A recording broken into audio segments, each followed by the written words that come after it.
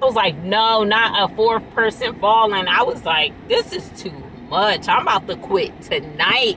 Nurse a patient abandonment. Like,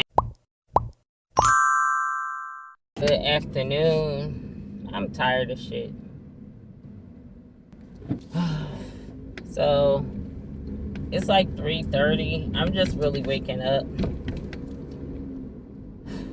It's Sunday. Y'all, I'm just tired. I'm just so drained right now. So drained. I got work tomorrow at 3. I didn't get to do nothing with the kids this weekend. Nothing that I planned or wanted to do. I was just so tired. Like, every time, like, I would get up and start doing something or getting ready, like, I would just, like, sit back on the bed or whatever for a few minutes and just... Then, before I knew it, I was like, oh, shoot, I wake up. It's like a half hour later, an hour later, like I done fell asleep. I just been so tired, y'all. And I really think it got to do with my iron. I'm supposed to be on an iron supplement. And I have not been taking it. Honestly, I'm not going to lie. I haven't been taking it for months. I could just go to sleep right now in the parking lot. But I just got up. I'm about to go in here and pick up my locker package. And I'll be right back to y'all. So I just grabbed some little stuff for the kids. Like I told y'all, I didn't get to do nothing with them this weekend or do their hair, do like none of that stuff. I'm going to show y'all some of the stuff that I got them. Well, wait, it is McDonald's line. I'm going to get me one of these cold sodas. Like, ugh, I'm so thirsty. I have this for the kids. It has cups in there and this huge jug. I just got, like, you know, some fresh underwear and whatever for the kids. And this big pack of black socks. I think it had 12 in here. Yeah, size 3 to 9. So this should fit all 4 of them.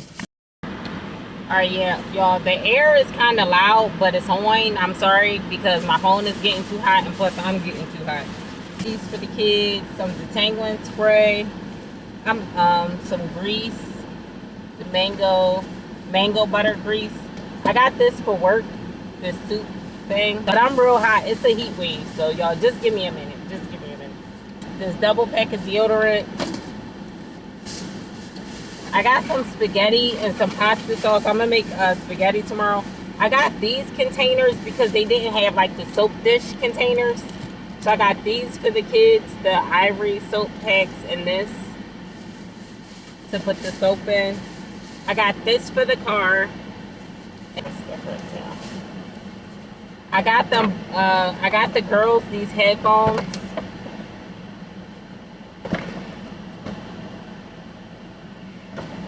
So that's what I got them. They were both $5. So, but they're not the wireless kind. They have the plug on them. For the girls, I got myself an eyebrow pencil.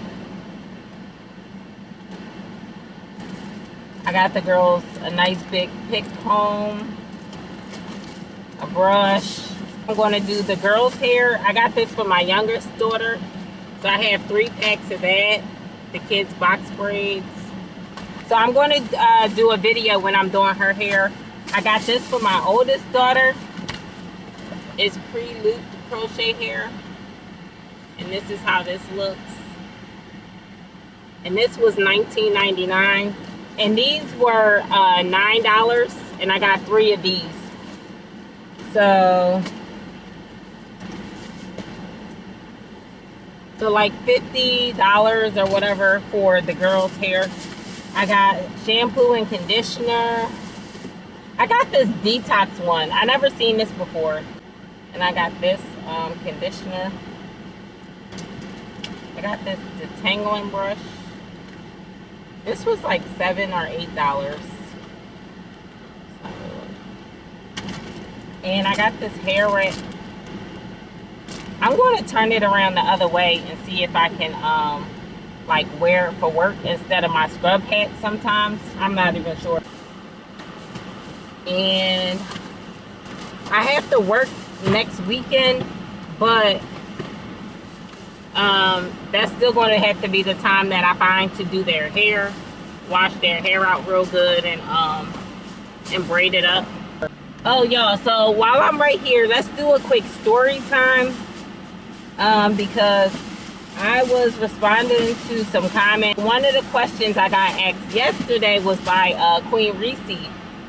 So she was asking me, like, how many patients do I have when we're regular staff versus when we're short. And so you guys can see the comment there on my last video, the amount of people. But what I want to talk to you guys about, the most patients that I had at one time and what happened. Y'all, I had 55 patients, right? I was working 3 to 11. I was doing a double, so I was doing 3 to 11 and 11 to 7. So I had 55 patients, right? And I also had to be in charge of the on-call phone for the community, like the independent living people. What was it? Yeah, it's like an apartment complex or something like that right outside of the nursing facility. Y'all, I was doing the 3 to 11. I didn't plan on doing a double that day. They came up to me and kept asking me, oh, can you pick up a shift? And, you know, all this kind of stuff or whatever. So I'm like, fine, I'll stay. But they didn't tell me, you know, I was going to have the on-call phone. They didn't tell me I have to have both floors at one time. So one side is the lockdown dementia unit. So you have to have a code to get in and out. And then right on this other side of it is just the long-term care hall. So I had the long-term care hall that had, it was 35 people. Yeah, it was 35 people on the long-term care side. And then on the other hall, it was 20 people. 20 people on the dementia unit or whatever. So I had to have all of those people. So I had to keep going from one side, you know, and then putting in a code, go to the other side, because I can't just not be on the floor seeing what's happening with the people and stuff. So I had to keep going from the long-term care side to the dementia side. So I'm like, oh my goodness, I didn't know I was going to have to do all this stuff. So I had medications to give on both sides. And now let me tell y'all what happened. When I came onto that floor for the 3 to 11, they like, oh, somebody's on report. They getting sent out to the hospital. So they had just had a fall. That was on the long-term care side, right?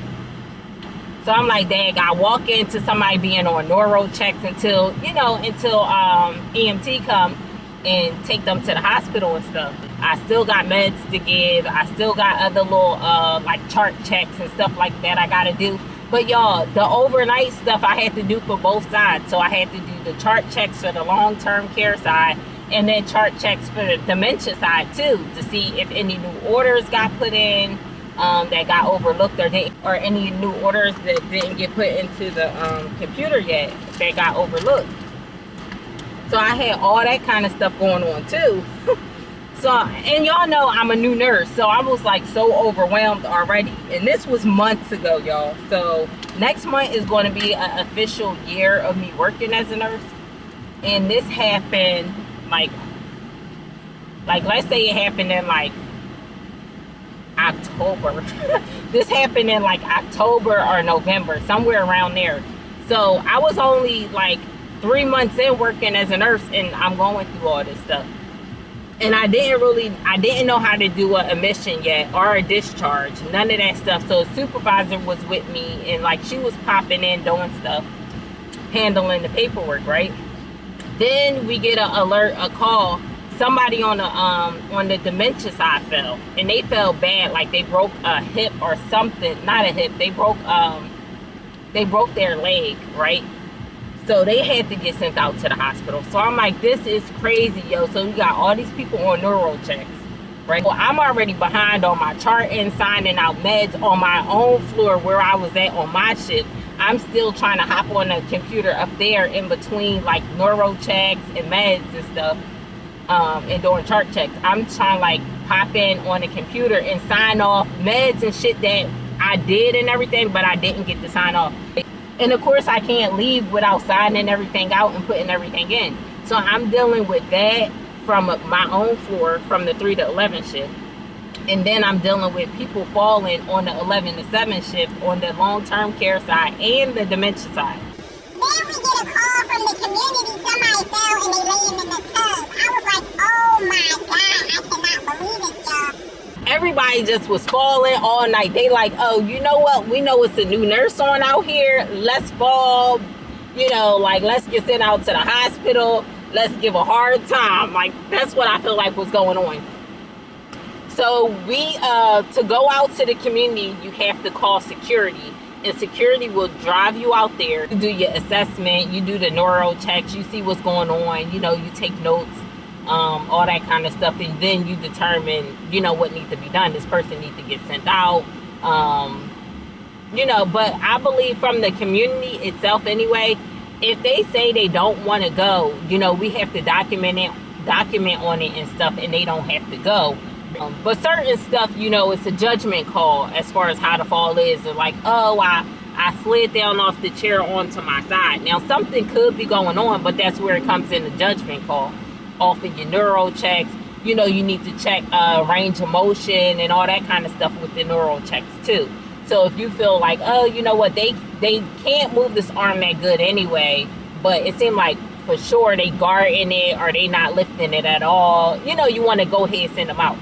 So this lady fell in the shower, and by the time we got there, security could not find her apartment.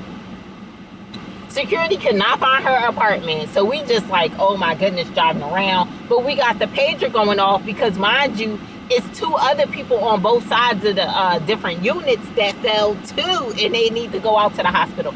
And somebody had fell on the dementia floor earlier that day during the 3 to 11 shift when I was on my own floor, right? They were coming back into the facility. So we're waiting for the call to get report for the person coming back in. 2 people waiting to go out. Somebody in the community done fell in the shower. So by the time security find the lady house and we get inside, right? Soon as we walking in, the alert go off, somebody else in the community fell. Now, that ended up being a false alarm. Like, it was a duplicate thing where I guess we were taking long, so the lady, she called in again or whatever. It was the same person that was out in the community that had fell, but they was just saying, like, they had called again or something like that. We was taking long. Because I was like, no, not a 4th person falling. I was like, this is too much. I'm about to quit tonight. Nurse, a patient abandonment. Like... y'all, I wouldn't do that, but I would get through my shift and then not come back no more if I felt that, yeah.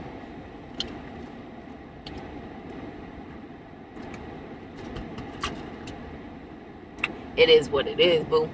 Ain't too much of nothing worth my fucking sanity.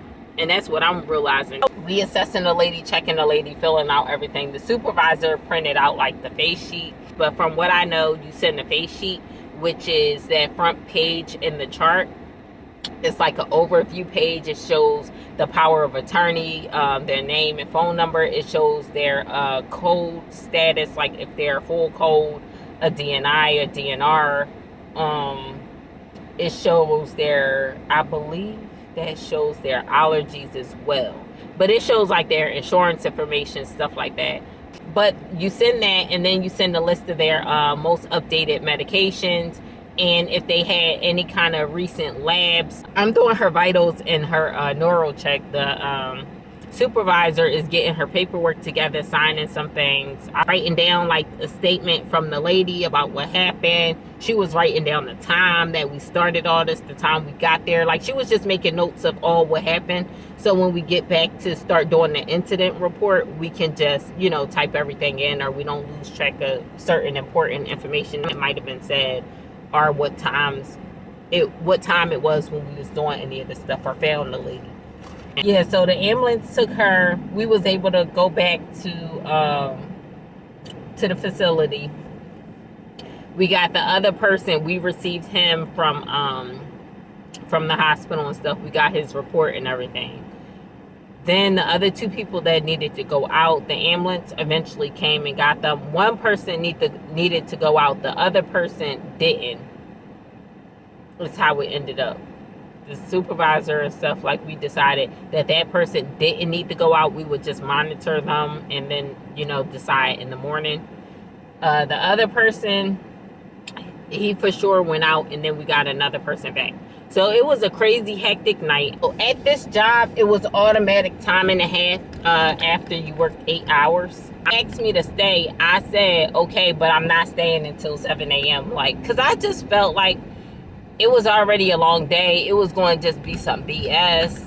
Plus, on top of that, at the last minute, I forgot I hadn't wrote any of the notes for any of the people that were on report during the 3 to 11 shift. So I had to do that. Never do a double on a whim. What was it? 2 weeks ago? I did a double on a whim. I posted that video. It was, I think I was recording that day. I don't know. But I did, like, I didn't do a full double. I did, like, I think I did, like, 13 or 14 hours. Something like that. And I just did it on a whim. And I could not keep my eyes open. I went to fall asleep while I was driving home. I was just like, whatever, y'all. So, y'all, that is my story, my experience on the most patience I had and when everything went wrong. But, y'all, thank y'all so much for watching, and thank y'all for somewhat hanging out with me today. Sorry that I'm just tired. Like I told y'all, I've been sleeping in all day and ain't do nothing. Me and my boyfriend went to the phone store. His phone fell in water yesterday. So I'm like, we've been waiting months to replace our phones, and his phone fell in water yesterday. So I was like, well, I guess we might as well replace it today because the phone bill is due in a few days. So it's like, what's the point? So we got new phones. I will show y'all my phone sometime tomorrow. It's a real nice phone. I'm recording on it right now. So y'all let me know if it's more clear and crisp. I have to use some PTO days or like some kind of something like that or whatever, because yeah, I need to do some stuff with my kids. You know, give them the day of just fun and activities, because I feel like the last time when I took them for a fun day, it's been a few months now. And maybe do like some activities with some rides and stuff. I have tickets and I have like a game card loaded already for them to do games and activities if I take them to the beach. But yeah, most important thing, I need to get the boys, you know, their haircuts. I need to get the girls' hair washing done. Y'all see, I just bought all the hair stuff to do their hair. So hard because I feel like I'm stretched so thin, because I'm really trying to like work hard and like work all my hours, work extra hours, come up with the money to be able to move into a house. And the thing about it is this, y'all. One of the things about it is I'm not trying to move into the neighborhood that I'm in or any of the neighborhoods that's close by where I'm at, because it's the hood. Like, that's the thing. I don't want to move somewhere unsafe, and that's the harder part too. It's a lot more money and everything to move to a nicer place or a bigger house, and I'm trying to really have like all my kids, at least as much as possible, like my kids all have their own rooms or something, or at least the oldest two have their own rooms, but everybody has their own space. I'm just really trying hard, y'all, to get something big, comfortable, and nice for me and my family. I want my kids to be excited. I want them to be proud. I want them to be happy with whatever house I present them with and say, hey, we're going to move in here. So it's just been hard, y'all. I feel like this is how I feel, honestly. A true heart-to-heart. I feel like when I work hard and try to come up with things for me and my kids, I neglect my kids, because I don't have as much time to like go to the park and take them places, or let's sit and do this, or sit down with them and help them with homework and stuff like that, or like as often as I should, like re-braid their hair, like, you know what I mean, like keep it fresh. And now it like letting the hairstyle run its course, like basically taking it out before it run its course as well. I just feel like when I work hard and I try hard, like I'm giving my time, my efforts to these jobs and stuff, and to come up with the money for these things, but it's like I'm neglecting my kids on the other end of trying to do it because I'm stretched so thin and I don't have time.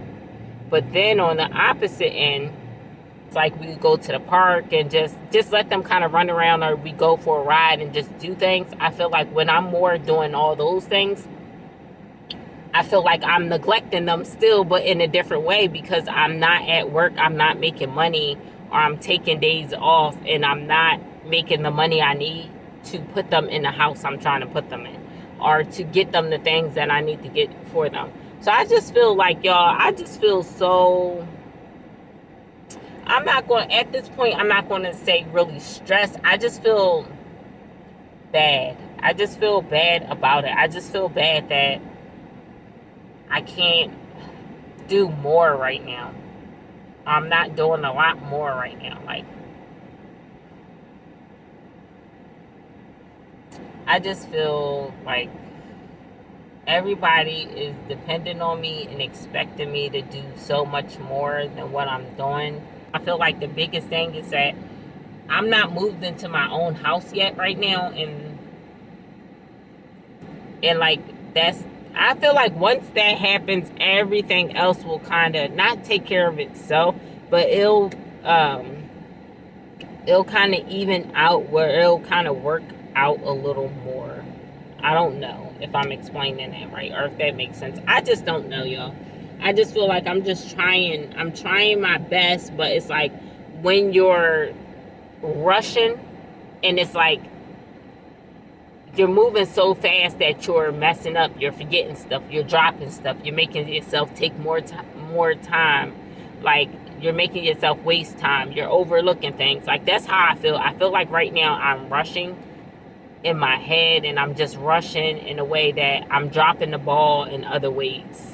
See y'all on the flip side. I'm gonna see y'all when I see y'all. So is this camera a lot more clear than my phone was? It should be. But y'all, thank you for watching. I will probably see y'all at work tomorrow. I don't know. And I don't know if we working short tomorrow. Most likely we are. So there's that. All right, y'all. Thanks again for watching, and I will see y'all tomorrow or on the next one. Peace.